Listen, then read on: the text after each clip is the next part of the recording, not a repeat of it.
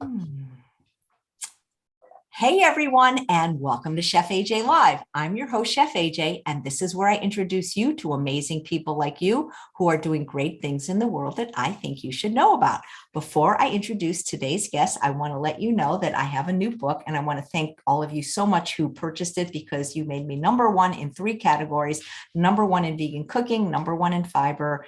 I didn't know that was a category. And number one in gluten-free cooking. I really appreciate it. Save your receipts or do a screenshot because Monday we're going to be announcing all the bonuses for people that ordered early. You're going to get the audio of the book and lots of other things, and we're going to get that information to you as soon as possible.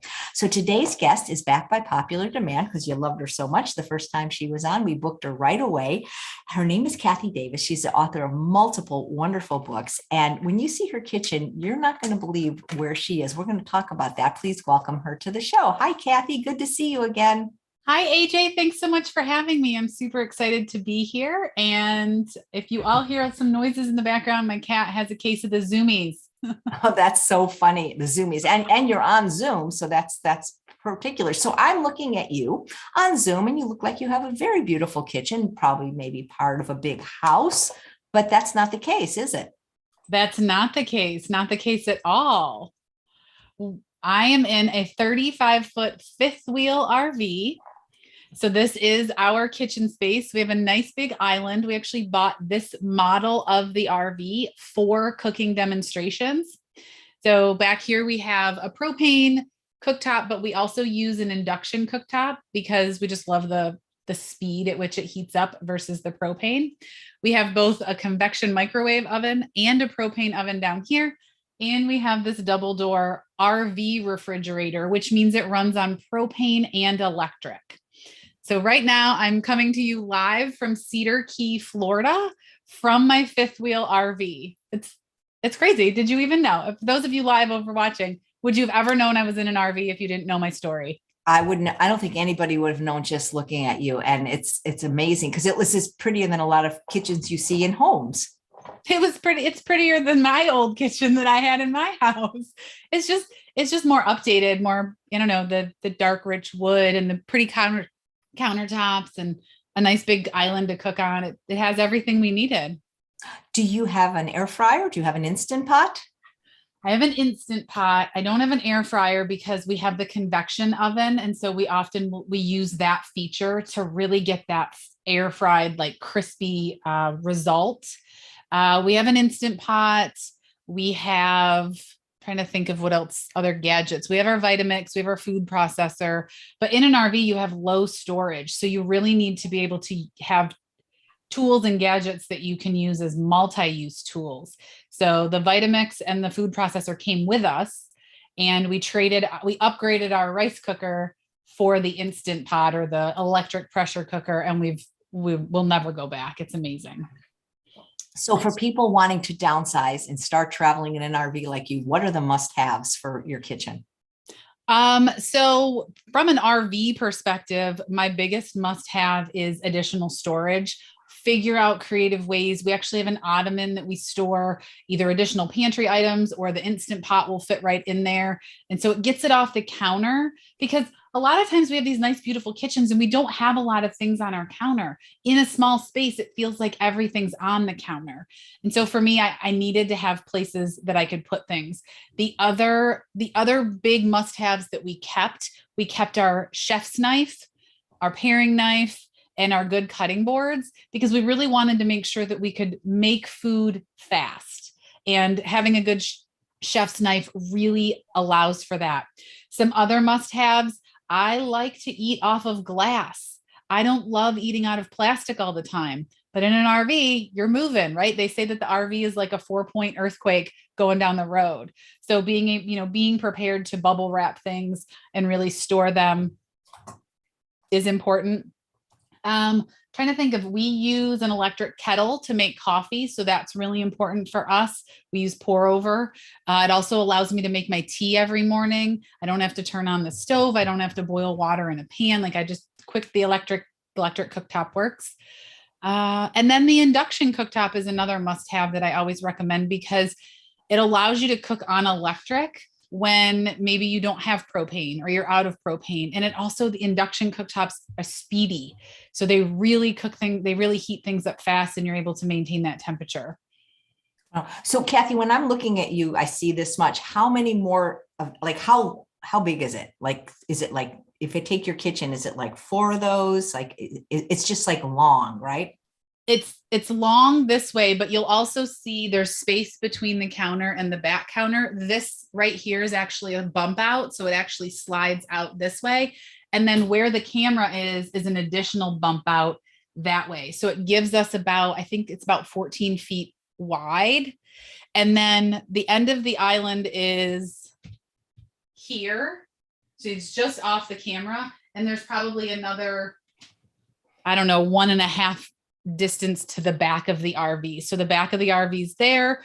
There's a couch. You can just see the edge of our fireplace here. There's actually a TV that rises up out of that. My cat is curious. He may make a cameo in the background where he's not supposed to be. He's just hanging out. And then over here, we have a big pantry, which is unusual for an RV, but that really has given us the ability to store our beans, our condiments, our oats, our rice, all of the grains and all the whole foods that we use, plus our variety of vinegars and other spices and things that we use to really make the food extra flavorful. Wow. How many years now has it been since you've been RVing full time? So we lived in Pittsburgh, Pennsylvania, before we went full time, and we actually sold our house in October of 2018. So it's been 3.5 years at the time of recording, and it's been amazing. We've been from Pittsburgh all the way to Key West, all the way out to Big Bend National Park, and then as far northwest as Glacier National Park in Montana. That was our big culminating adventure last summer, and it was incredible. I think we've fallen in love with the mountain time zone because it's like the best of both worlds. You start work with the East Coast times a little bit early, and then you're done a little bit early, but there's still time to explore and adventure out in mountain time. So we think we've fallen in love with mountain time. Do you think you'll ever go back to not living in an RV? We've talked about it. We've even talked about, if we would upgrade this RV or if we would do anything, but what you can't see is behind the camera are 2 huge picture windows, and they let in so much light that we don't know that we would ever trade this RV. And we have so much left of the United States to explore. We're not sure that we would go back to sticks and bricks. Now, we're not retired, right? We both work from the RV. My husband works for a software company and I run VegInspired. And so we're still adventuring. We're still working and adventuring. So we tend to stay in places for about, anywhere from 2 weeks to 4 weeks, sometimes even 2 months, just so that we can get out and explore on the weekends and still have time to serve and do our jobs during the week. So we've got so much to still see that I'm not sure that we would move back into a house full time. We may set up some home bases around the country, maybe places where our family can come visit, but not necessarily a home. Our home will always be on wheels, I feel. Well, you never thought about just keeping a permanent residence and maybe renting it so that you'd always have a place to go back to? We did. We explored that idea a lot with our real estate agent, but we had a 2,500 square foot townhouse north of Pittsburgh in the suburbs. And in order to rent it, we felt like it would have needed a lot of work, a lot of, bringing the paint to a more neutral colors, some carpeting, some upgrading the kitchen and the appliances. And we just felt like for us to keep it, it would be this almost like too much of a safety net. Both the work level as like kind of a thorn in the side, but also that safety net. Like I'm of the belief that when you are ready to take a risk and ready to take a leap, you just leap, you just go for it. And selling the house really allowed us to make that disconnected leap, that jump where there's nothing but moving forward. Wow. As an option. Well, Diana, who's watching live, said, "Oh, wow, this is amazing. I just prayed last night to show me how to live full-time RV and have what I need to be plant-based whole food. Like you sure came to the right place today." That's amazing. That's amazing. So Yes, and as you said, AJ, I did author 3 cookbooks. I wrote all of them from the RV. So if I can do it in an RV, anybody can do it in a small kitchen. And the other thing that's very unique and very interesting is we were actually traveling during the second 2 cookbooks. So I never had the same grocery store. I never had, access. I wasn't always in a place where I could run to Whole Foods and pick up miso. I really had to think outside the box with flavors and ingredients. And what that did for me is it opened up my eyes that not everybody Pittsburgh. Not everybody has access to the Whole Foods and the small grocery stores. And it really made me think, how can we make this food as flavorful as possible with as simple and convenient ingredients, and I'm going to use miso in this recipe. And, there may be foods that you can't get every day, but they're foods that you may be able to find online or to be able to order. And they are becoming more common in most grocery stores. Wow. Well, here's a question that I haven't thought of from George. How do you get your mail? I love that question. We have a mail service that we belong to, and I order our mail about once every 3 to 4 weeks. Most of our, traditional mail comes electronically now. Bills, invoices, checks, things like that can all come electronically. But oftentimes people will send me letters, send me gifts, or, the credit card company's not going to be like, hey, where are you stationed right now? Like they send that kind of information, our registration for our vehicles. So all of that goes to a central mail location. And then I order it to wherever we're staying. So when I book a new campground or a new location, I ask if they accept mail. And if they do, I can order our mail. For packages, we typically find out the shipping information, how long will it take to ship? Is it, in the case of Amazon, it can be here in usually 2 to 3 days. So I typically know where I'm going to be. But other packages, I may have them sent to our mail service and then order that in. Wow. Linda says her daughter's family is full-time RVers with 5 kiddos. Wow. Wow. That's amazing. And you have 2 cats so have you seen all 50 states yet? We've not seen all 50 states. We've seen, I think we're at 27.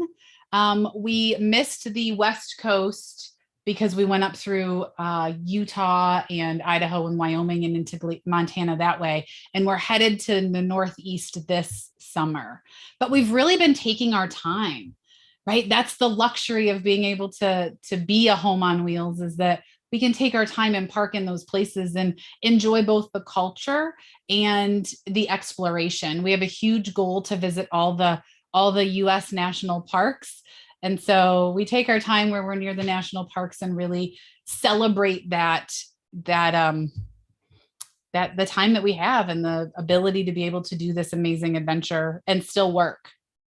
Wow. So have you thought about writing a book just about, your travels?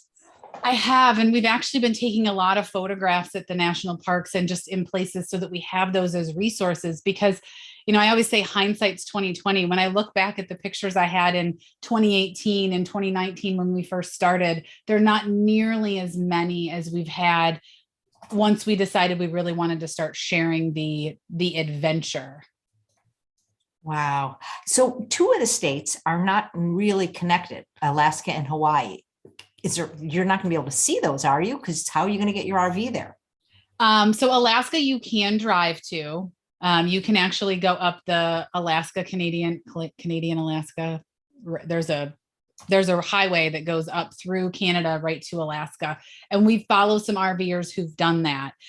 For us, it was really we've held off on Alaska because of the cats.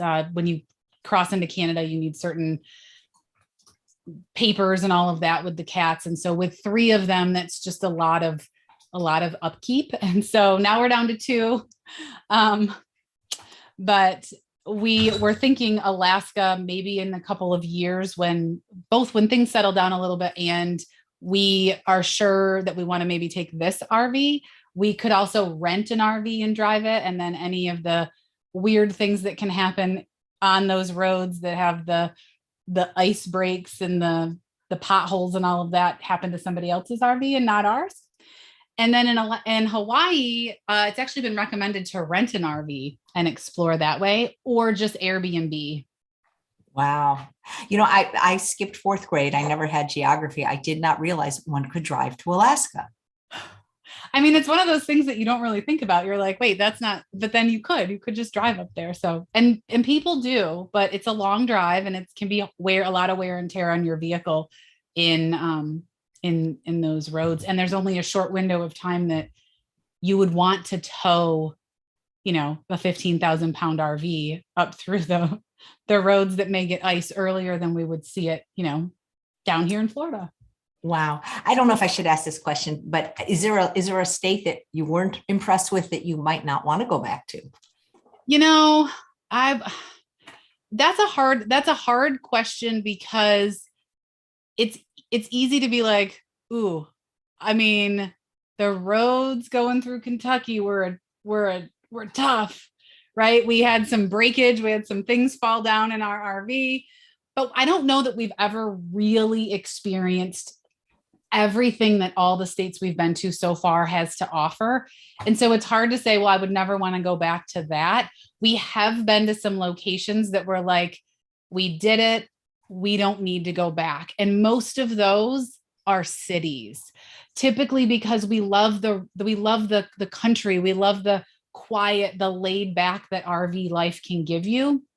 We don't need our RV parked, right outside of a big metropolitan area. And so, being able to recognize that, we tend to stay further away from the city and then drive in because we enjoy the quiet that the RV parks further away from the cities give us. Right. So yeah, and also just because you've been to a state, you haven't been to every single city, like you say. So maybe there'll be other cities that you might like.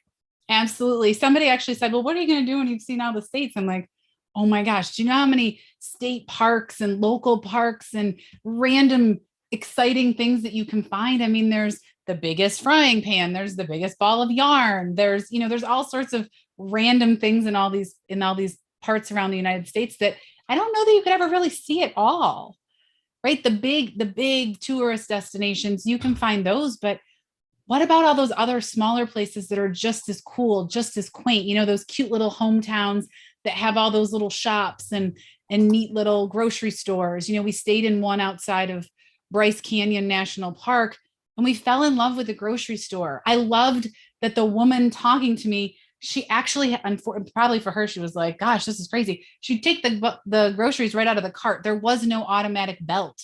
The door to go into the grocery store wasn't automatic. It's like stepping back into more things that are more, I don't know, simple and enjoyable. And you're having these conversations in these small towns. And it's a wonderful part of RV life is being able to explore all these unique areas that you may never have gone to. I almost feel like you should have been broadcasting like live every day since you started this journey. Yeah, I definitely think that there's so much that I can share and so much that people don't see. The little town that we're in right now is an hour southwest of Gainesville on the Gulf. It's a tiny little clam fishing town. There's really no vegan options. I mean, maybe a salad and French fries if that's like all you would get. We typically don't go out to eat that much unless it's a real, strong destination that it's like a must have. You can't miss this one. So we're happy cooking at home, but it's the laid back old Florida vibe that just brings it to life for me. Wow. Here, Becky says, is Alaska above Canada? Why is it American? I think I learned that in like fifth grade because it used to be owned by Russia and then the US bought it and Canada didn't buy it, something like that. Yeah, I mean, I don't know the state histories as well as I probably should. I tend to learn them as we go. We haven't made it to Alaska, so I don't know all the history, but what you said sounds about right. Yeah. Jade says, you must have been on the back roads and hollers of Kentucky. It's a beautiful state with lots of good roads. Okay. We were actually on the interstate. So I think the interstates make everything worse. We actually have found that if you do travel the back roads, you can, like I said, you can get into these cute little areas that you would have missed if you only travel the highway. And for us, it's nice to slow down a little bit. And since we don't go normally the speed limit, I mean, out in the West, the speed limit was like 80. Like we are not dragging our fifth wheel 80 miles an hour. So we tend to find those back country roads. But through Kentucky, we did end up on the highway, and it was like like I said, the crown molding came right down in the RV. What do you do for water? Do you have a water, like doing dishes or drinking water or cooking water? Yes. So we actually I would say that we could be self-sufficient, but we rely on water hookup. So we hook up water. We have a fresh tank that's been sanitized. And so we fill our fresh tank because the water pressure is better, but we can actually hook right into a water at a campground, and it runs through the RV. So this is a sink. I actually have the covers on right now to make the island bigger. And so you don't have to look into my sink because that's kind of where the camera aims. But there's a faucet right here that regular water runs out. We have a shower and a bathroom, and then the water drains from the sinks and the toilet into separate tanks, and then we drain those tanks. So we could essentially park here. We're parked in a campground, but we could park in a place that doesn't have hookups, and we could still be self-sufficient, self-contained, they call it. Wow. What's been the most challenging part about living in an RV? Well, it's funny because people will say, aren't you with your husband 24/7? That actually hasn't been the most challenging part. I think the most challenging part for me, honestly, is that there's really nowhere to go. I mean, if it's raining, you can't go outside. If it's like I work at the desk that the computer's on right now. And so I'm pretty tied to it. I have a desktop computer. I'm pretty tied to that space. It's not like I can just move it and go work outside, which I guess if you worked in an office, it would be the same way. But something that's been interesting, two things that really stand out is one, laundry, because we have washer and dryer hookups, but we don't have washer and dryers. And so we take the laundry to the laundromat. And the other thing is honestly dishes. We have the capability of putting a dishwasher under this side of the island, but it's weight. And so you're traveling down the highway in a RV that's rated for so much cargo. You start adding those big appliances and you lose your ability to have beans, right? I can't carry as much dried beans if I have a big dishwasher. So what's been the funnest part about this experience?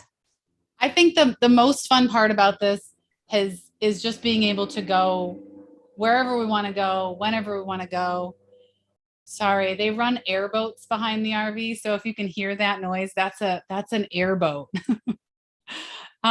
It's really the fun part is being able to explore. I mean, all my life I wanted to travel, and being able to see 19 of the US national parks so far, and being able to park in these amazing sites, looking out over some of the mountains outside Glacier National Park and driving through Teton National Park.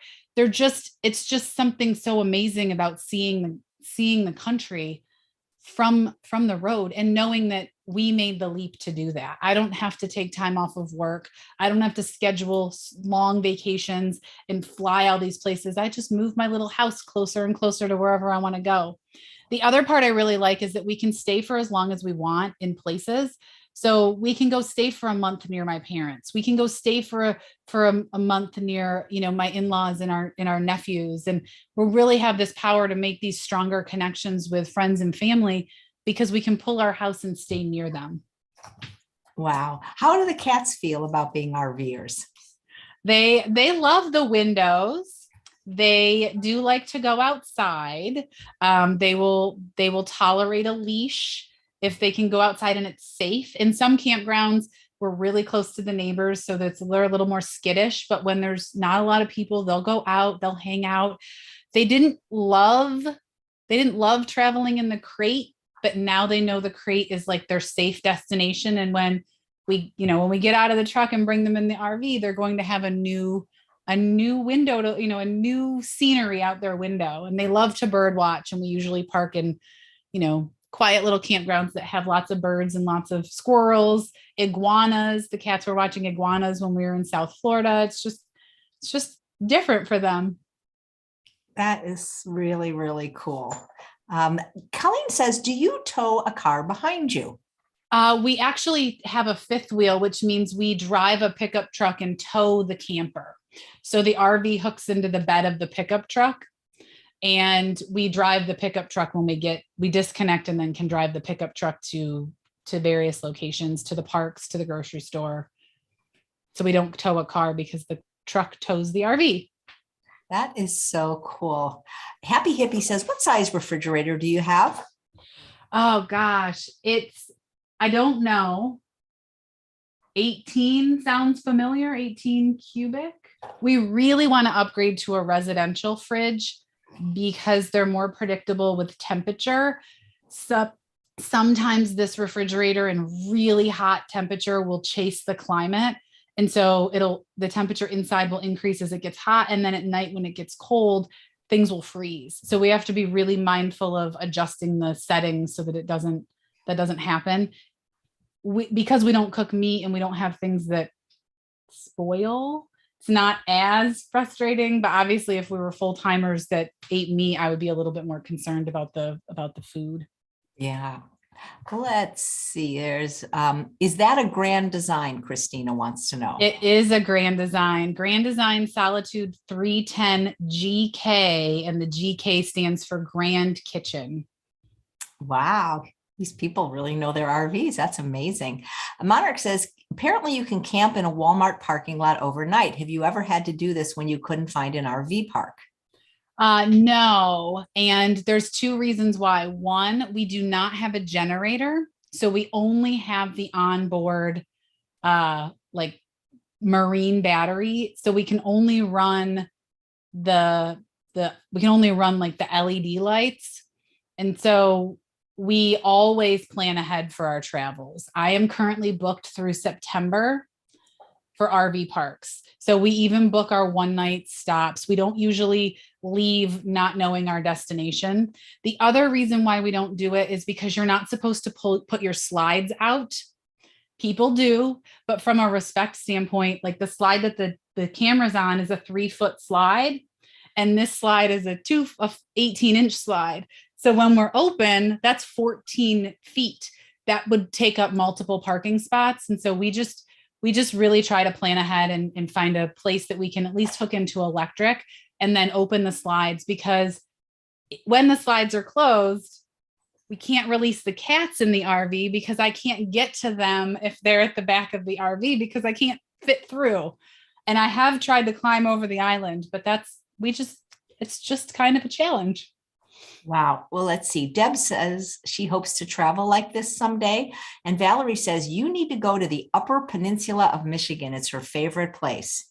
Valerie, you are the second person to tell me to go to Michigan this week. We had a neighbor knock on our door and say, I see you don't have Michigan on your state stickers. You need to go. It was so funny. So I'm one of these people that just loves to be at home. And I mean, in a way, you're always at home wherever you are, right? But like, what do you do if you need to go to the dentist or the doctor, or one of the cats has to go to the vet and you're somewhere else? So we typically plan our personal appointments and even the cats, like regular appointments, around our schedule. And let's be honest, my hairstylist is the person that I miss the most. But we've actually had some situations with the cats. We had 3 cats when we left, and our cat, about a year ago, he'd lost a lot of weight and he wasn't eating. And our friend's a veterinarian, and she said, you need to get blood work. So we had a vet come to the RV. So what we like to do is we like to have mobile vets come right to the RV so that the cats don't associate their carrier with a vet, right? Because they associated it with like travel and fun. And the vet came and, gave the prescription, and then we just kind of communicate that back to our vet. Now, the irony is our vet from Pittsburgh retired. So we didn't have a vet of record. And now that we're Florida residents, we actually had the cat seen in January in Florida so that we can have a vet of record here. But if there's an emergency, we just take them to the closest vet. I have access to their medical records online. I give them the records. And what we found is most vets will just prescribe based on the exam that they do. And then any medical history that I have. So right now we have a cat with hyperthyroid. So if he were to have to go to the vet, we would just let them know that that's a that is something that he's battling right now. Great. Thank you. And there's a question. Do you have a blog documenting your travels? I don't really. We started Inspired We Go when we first hit the road, but I haven't been very good at keeping up with it. I tend to post behind the scenes Instagram stories on the VegInspired Instagram, and occasionally I'll talk a little bit about RV life and what it's like. But I haven't really kept up with the Inspired We Go because VegInspired really took off, and I ran out of time. Now, here's a question. Hold on, where did it go? Or at least a statement. Oh, sorry, my chat's going really fast. Oh, here. Johnny says, since so many more people are living remotely, is it harder to get a spot to camp? Absolutely, 100%. It's twofold. One, there's so many people that can work remotely that they invested in RVs during the pandemic. And two, people aren't traveling as internationally as frequently. And so they're traveling to the national parks. For example, at Glacier, we actually had to get a special pass, and we'll have to do the same thing at Acadia in order to go on the really popular sections of the park, because they're limiting the people that can go there because they're so busy. And so that's one reason why we're booked through September, is because there is no home base for us. So there's not like I can be like, oh, they don't have any availability that weekend, I just won't go. Like now it's kind of like, oh, they don't have availability, we'll have to reroute or find a different campground in the area. So yes, I do try to book out far enough so that I don't get stuck. Yeah. Andy says, lived in our 24-foot trailer for 9 years, traveling Southern California, Oregon, Washington, saved enough money to pay cash for the house we now live in. P.S. We no longer travel anywhere. LOL, love staying home. Mm-hmm. Yeah, me too. Because it's funny because I listened to your story several times on different podcasts, and like, I'm very happy with my house now, but like, I want an even bigger house. Like I want more space, and like you want less space. And I think decluttering is a great thing, but you probably had to get rid of a lot of things. We did. Now there's a couple facets to that. We had only lived in our townhouse for about 5 years, and we never really did the full decorations, right? It wasn't as if we had bedroom suites for every bedroom. We didn't have full setup. The living room was a couch and a chair and a TV stand.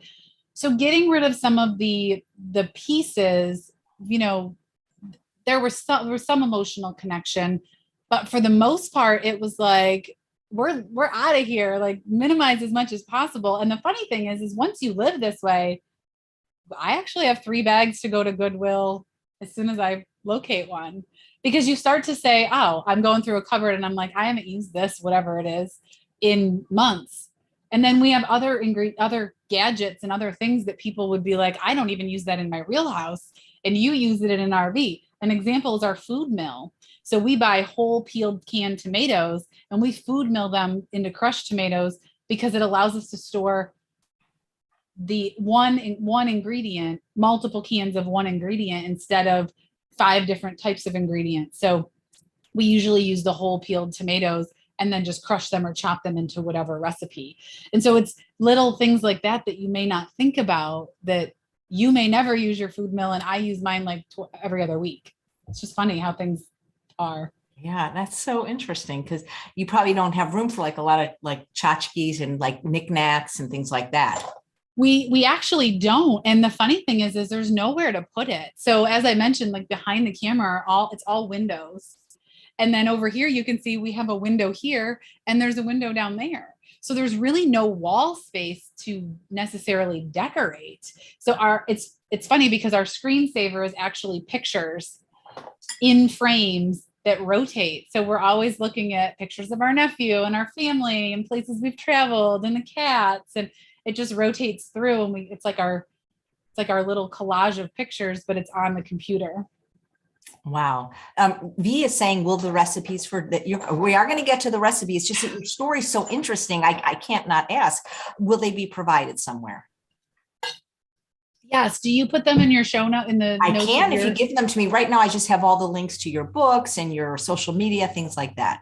Yes, I can send you the recipes for this. The recipe I'm going to use is actually out of the 30-minute Whole-Food Plant-Based Cookbook. It's not on my website, but we'll print it on the YouTube stream for you so that you can have it. Okay, so they might have to check back later, but thank you so much for that, Kathy.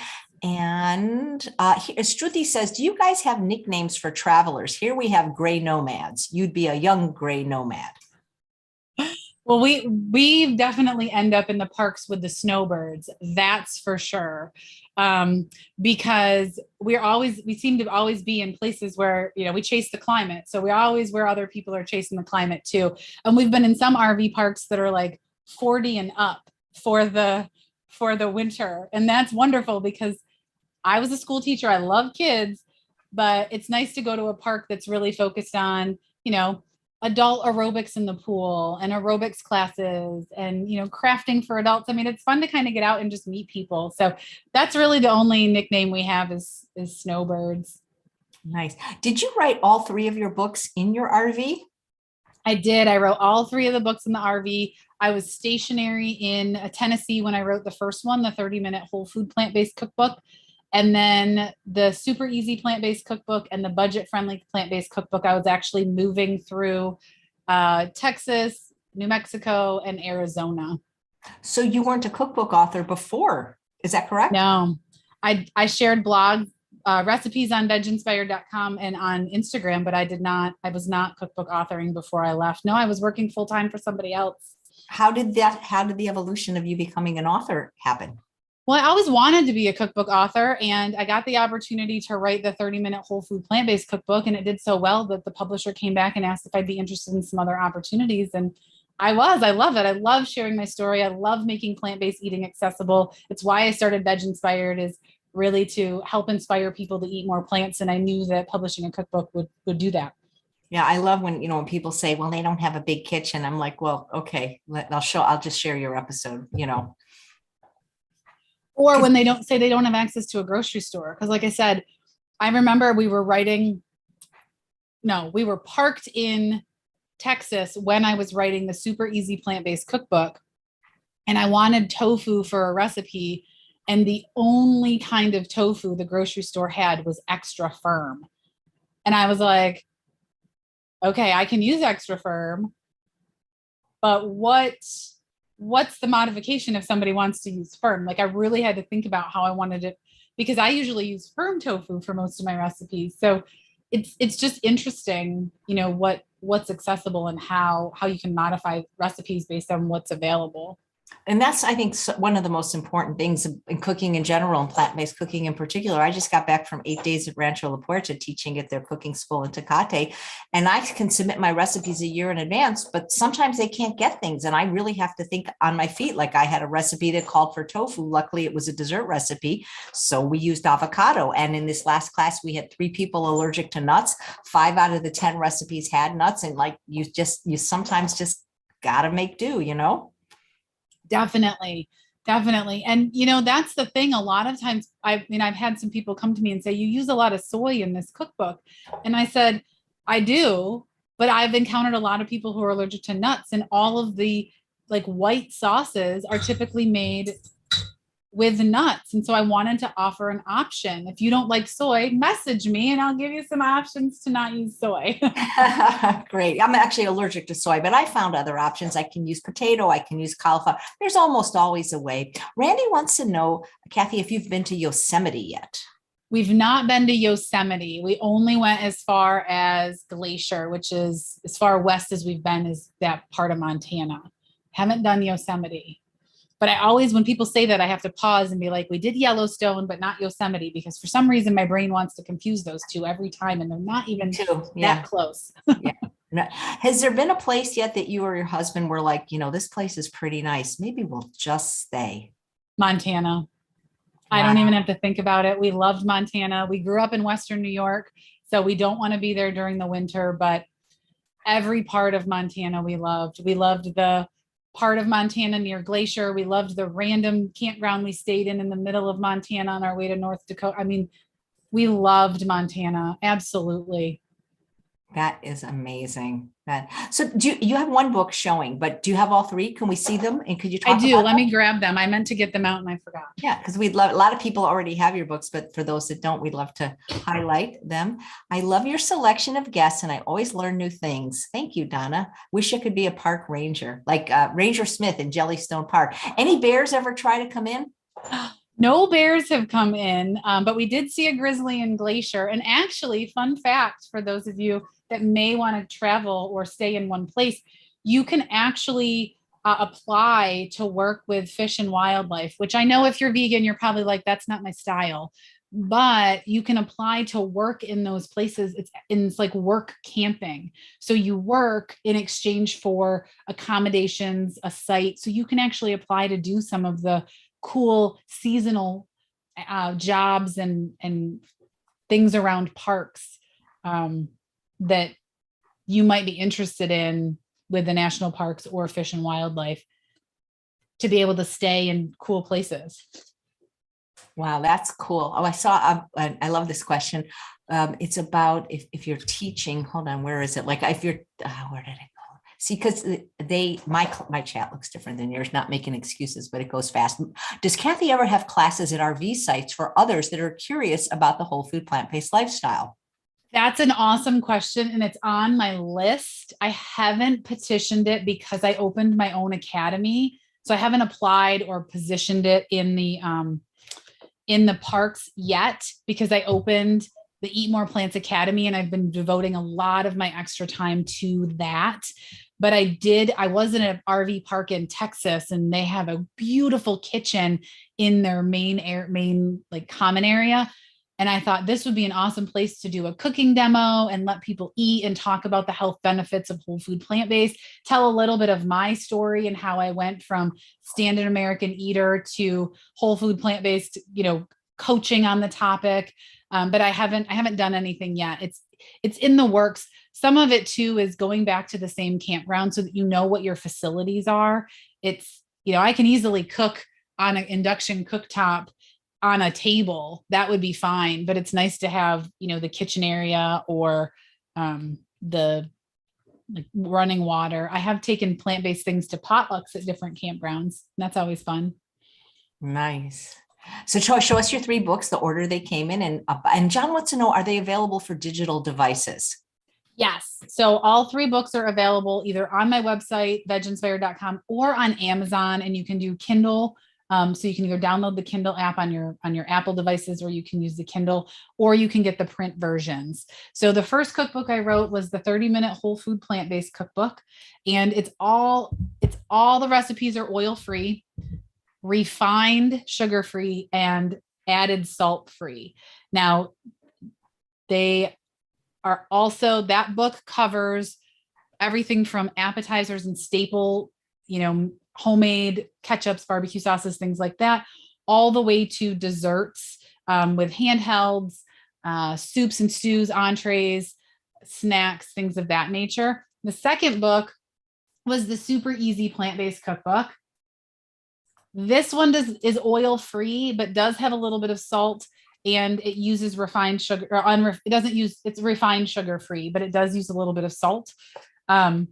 And this book is actually interesting because it's arranged in 4 categories: no cook, 5 ingredient, more 30-minute recipes, and then 1 pot recipes. And I'll tell you, my favorite recipe out of this cookbook are the chickpea El Pastor tacos. That recipe is available on my website, but they are, roasted chickpeas with pineapples and onions and lots of spices and flavors. And you make it all in a taco and it's amazing. And everything gets roasted in the oven. So you don't have to worry about standing over a skillet cooking. You can throw it in the oven and go about the rest of your night. That's great. Somebody wants to know, I think you mentioned it. Did you say how much your RV weighed? It's about 15,000 pounds. But you lost weight on this diet, so it's a few less, right? Absolutely. I did lose weight. And then book 3 is the budget-friendly plant-based diet cookbook. And this one, again, is all oil-free. There's actually even a recipe for an umami sauce that substitute soy sauce because we wanted to make it as low salt as possible. And then it's refined sugar free and oil free as well. And Does this it one have is no salt or low salt? no, this one's no salt. Oh my God, I have to get that recipe. That's what everybody's asking for. Yeah, it's we just simmered down a bunch of really rich umami ingredients and it perfectly made a substitute for soy sauce. Gosh, I wish I knew that before I finished this book because I didn't have a substitute for when I was using California balsamic. Oh my God, I've got to get that book.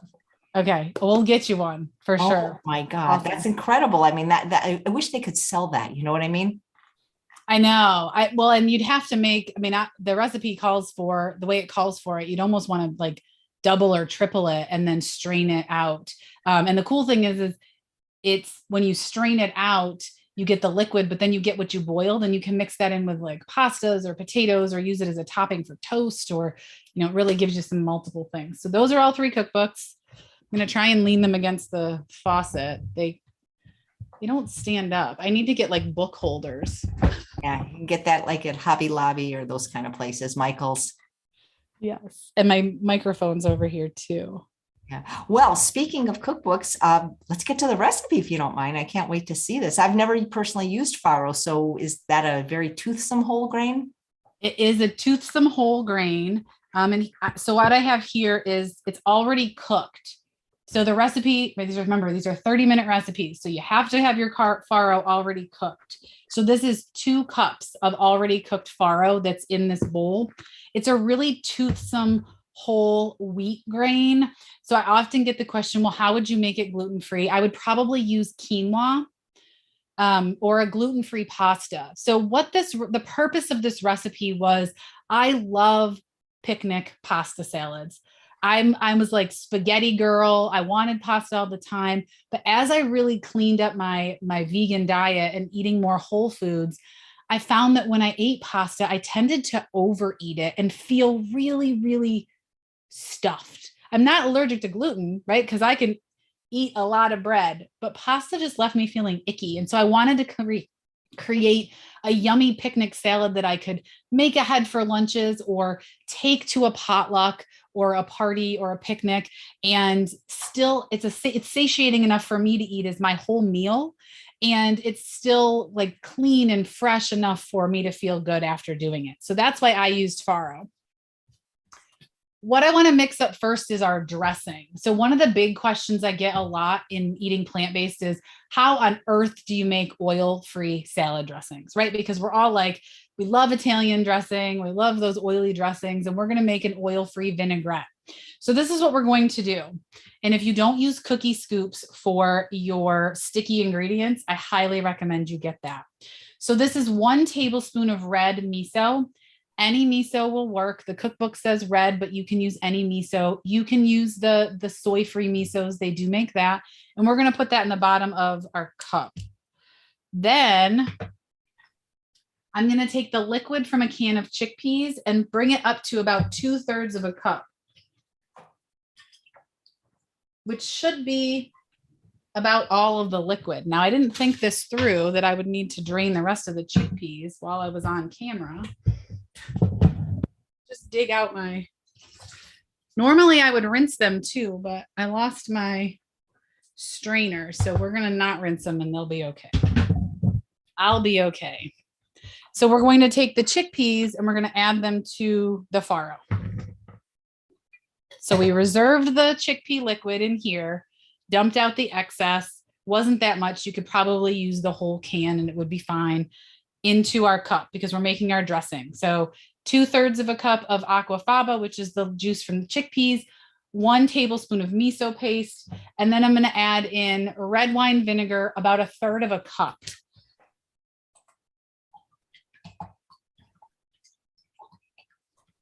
Question, Kathy, where do you keep your spices?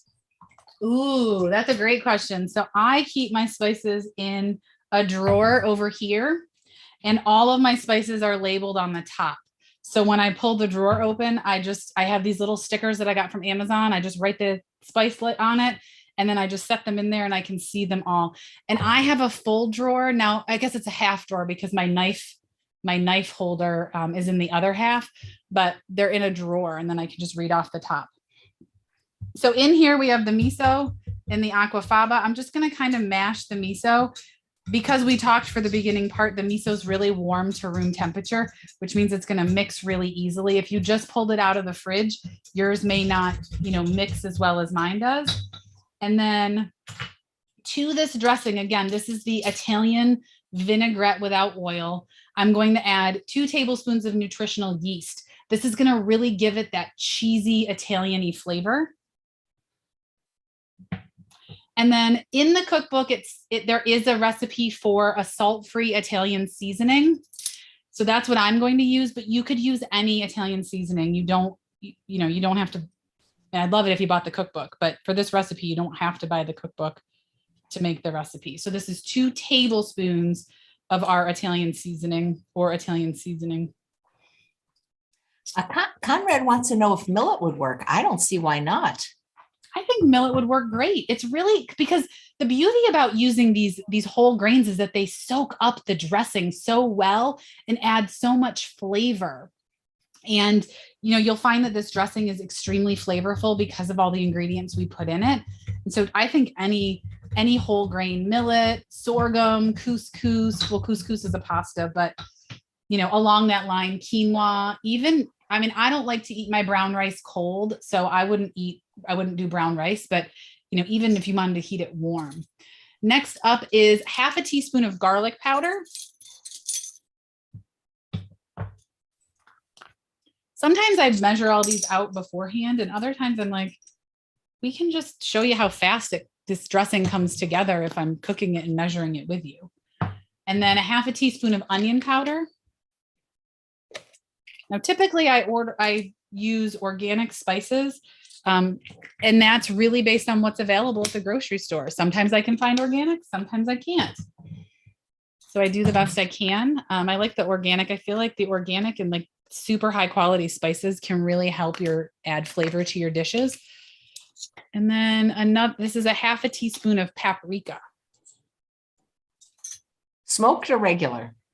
For this recipe, I used regular, but I love smoked paprika. So if you wanted to make it like a smoky Italian, you can. I actually, in the cookbook, I have a smoky dressing that I made after remembering about like a bacon dressing from a steakhouse that we used to go to. And I was like, ooh, I bet I could remake that using smoked paprika. And so I actually use smoked paprika in that. So then the recipe says whisk vigorously, or you could put it in a mason jar and shake it. So I'm just going to give it a good whisk. And that's your oil-free Italian vinaigrette. Now I have clients that or customers or people who use the book that tell me they just make this dressing and use it as their Italian vinaigrette. The viscosity of the aquafaba when it's whisked will allow it to stick to those veggies, so that if you were to shake it really hard in like a cruet or a mason jar and then drizzle it on your salads for lunches or dinners, it would easily be something that you could use. So if you don't love the pasta, the grain salad we're going to do, there's a takeaway. You can make an Italian vinaigrette with no oil and use it any place that you use Italian dressing. So there's that. Jerry wants to know what you do when there's no internet. Oh boy, we fight it. You know what? You asked me earlier what my biggest challenge is, and I would have to say the internet has been, knock on wood, it hasn't been as bad as it could be, but we've been in some campgrounds where it's almost embarrassing. We have multiple devices. We have an AT&T unlimited device. We have a Verizon device. My husband and I both have Verizon cell phones. And then I have a Verizon iPad, and I will literally go through all of the data on all of the devices to get to what I need. Now, campgrounds, some of them have amazing internet, and some of them it's like dial up. And you're like, I can't even believe this is taking this long. We were at a campground for 1 month, actually last month, and I had to increase my Verizon unlimited 4 times at like $60 a pop because the internet was so bad that only the Verizon worked. And so my husband and I both work, so we both use through that data. So fortunately for us, it hasn't been a constant reoccurrence, but we're always aware. And I usually try to book campgrounds based on what the internet says about their internet. Nice. So we made our delicious dressing. Now we're going to put together the salad. So as I mentioned, in the bowl, we have the cooked farro and we have the can of chickpeas.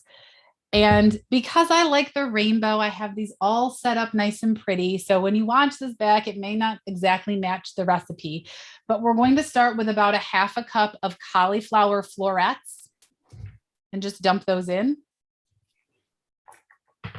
And then about a cup of halved grape tomatoes.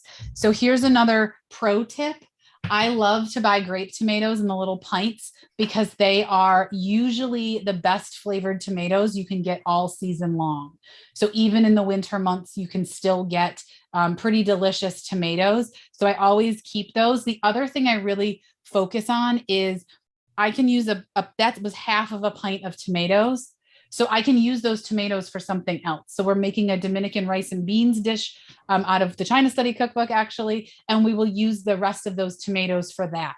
So I really like to try and piggyback my ingredients. So you saw I only used a half a cup of the cauliflower florets. The rest of the cauliflower, I might roast up and put on a Buddha bowl. I might toss it in some buffalo sauce. I might braise it in like some cooking liquids, maybe some veggie broth and lots of spices. So I really try to maximize the ingredients that I buy so that I don't have to store 1,700 ingredients in that fridge, even though it's a nice size. I like to, mix and match recipes and ingredients. Next up is about a half a cup of bell pepper. Now, because I like the rainbow, I used orange. You could use red. You could use green, but there's so many other green ingredients you can use.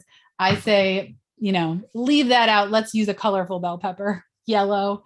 Next up is about a cup of cucumber. So I like to add more cucumber because I really like the flavor. You could add less. You could also add shredded kale, shredded cabbage for an addition. We're going to put some broccoli in there, but you could really level it up with lots of other ingredients. You could do artichoke hearts or hearts of palm. So think about the fun ingredients that you would put in a pasta salad. That's really what we're making here.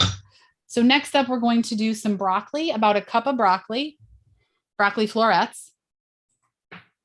And then the recipe calls for olives. Now, some people don't like to eat olives. Some people don't like olives. I like olives. I think they add that Italian flair. So I use about a half a cup sliced. You can use more. You can use less. One of the tips that I have for people who are really looking for that low caloric density, so things like olives are going to be higher in caloric density, is don't put it in the whole dish. Right? Maybe it's a garnish. So you can put a couple on so that you know how much you're getting. I feel the same way about avocado, right? If you're really trying to reduce the amount of those higher fat foods, don't put it in the dish, put it as a garnish so that you can control how much you're getting. I do that with my noodle bowls because my husband and I want, we only each want to eat a fourth of an avocado. So we don't want to put the whole avocado in there. And then now we've eaten a half of avocado because nobody knows how much they got. So all the veggies are in with the farro and the chickpeas. All of the flavor is going to come from this oil-free and reduced salt, right? Because we only used miso dressing. So now I'm basically going to add there's some stuff in my whisk.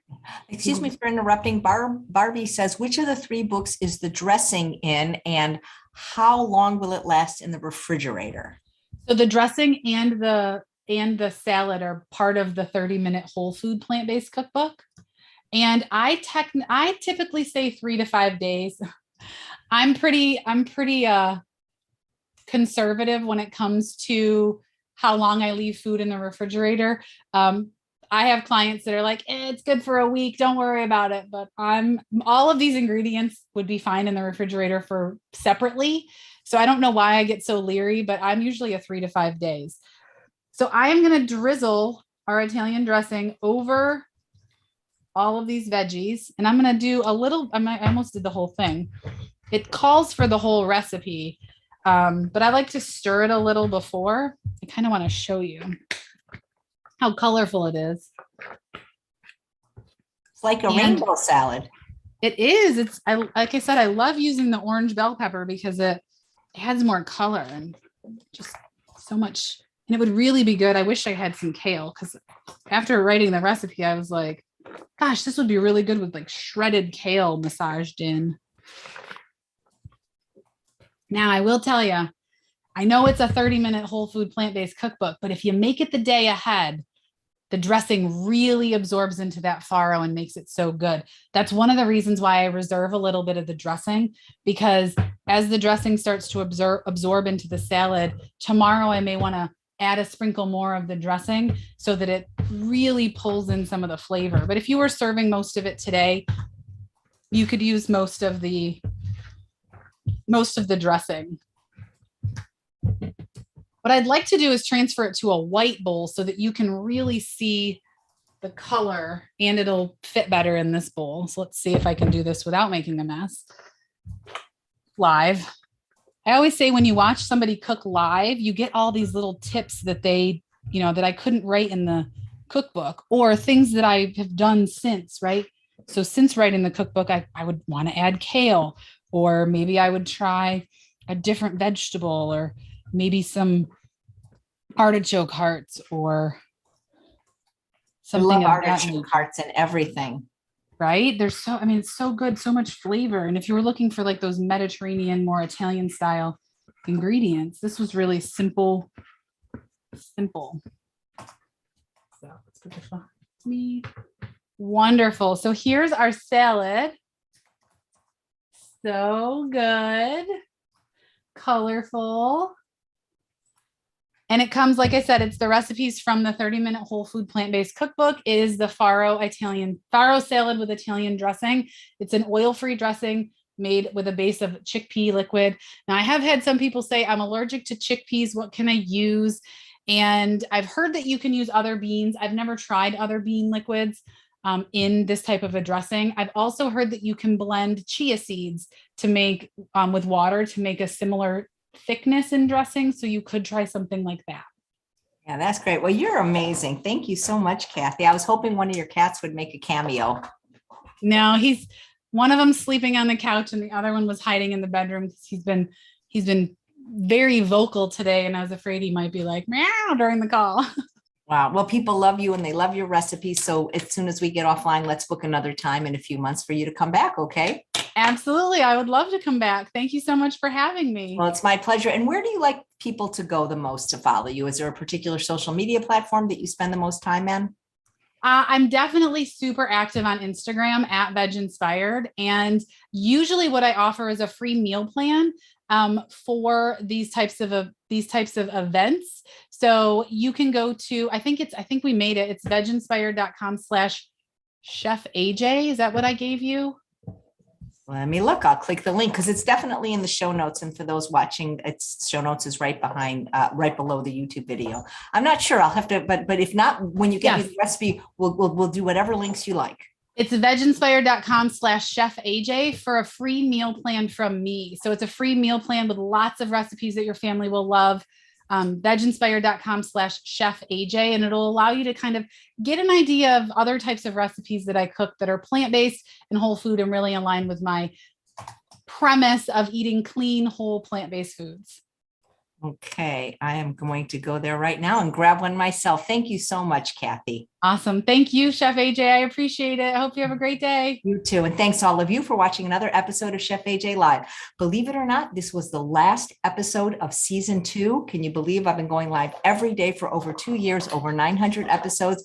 So to kick off season 3 tomorrow at 11 a.m. Pacific time, I have my friends and mentor, Dr. Alan Goldhammer and Dr. Doug Lyle. You won't want to